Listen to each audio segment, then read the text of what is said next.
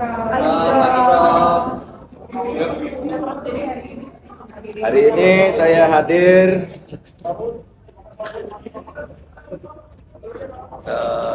sahabat-sahabat saya maupun guru besar, karena saya ini akademisi, jadi diundang. Tapi izinkan saya sekarang bicara 3 hal terkait pemilu.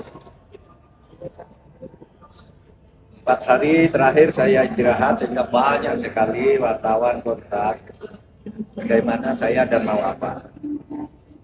Saudara, ini saya mau apa? Apapun hasil dari Pilpres ini, saya akan terus berjuang untuk demokrasi dan keadilan. Jalan perjuangan untuk demokrasi dan keadilan bukan hanya pemilu. Pemilu hanya salah satu ekspresi demokrasi. Saya pernah tak di jabatan apapun pada tahun 2014 sampai 2016, tetapi tetap produktif berjuang dalam demokrasi dan penegakan hukum. Gerakan civil society dan kampus-kampus adalah sumber gerakan demokrasi dan perubahan dari otoritarianisme menuju demokrasi.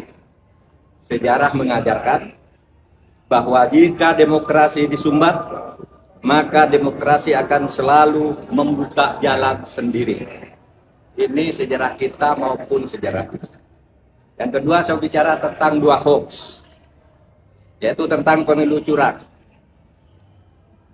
Saya memang pernah mengatakan bahwa setiap pemilu, pihak yang kalah selalu menuduh yang menang itu curang.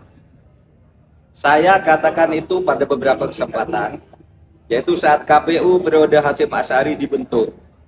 Datang ke tempat saya diberitahu bahwa awas, nanti ada gugatan bahwa pemilu ini curang.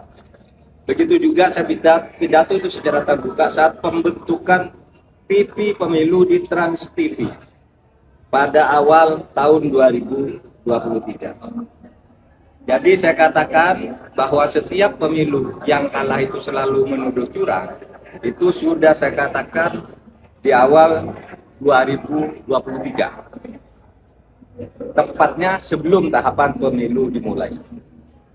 Tapi jangan diartikan bahwa penggugat selalu kalah. Sebab memang sering terjadi kecurangan terbukti itu secara sah dan meyakinkan. Ketika saya menjadi ketua MK pernah memutus pembatalan hasil pemilu dalam bentuk perintah pemilihan ulang maupun pembatalan penuh. Sehingga yang menang dinyatakan disqualified dan yang kalah naik. Jadi bisa pemilu ulang. Misalnya saya sebut contohnya hasil pemilu Kada Jawa Timur tahun 2008 saat Khofifah dinyatakan kalah dari Soekarno.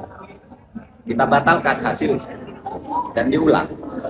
Hasil Pilkada Bengkulu Selatan yang menang didiskualifikasi, yang di bawahnya langsung naik. 3, hasil Pilkada Kota Waringin Barat sama dengan Bengkulu Selatan, dan banyak lagi kasus di mana ada pemilihan ulang terpisah daerah tertentu, desa tertentu dan sebagainya.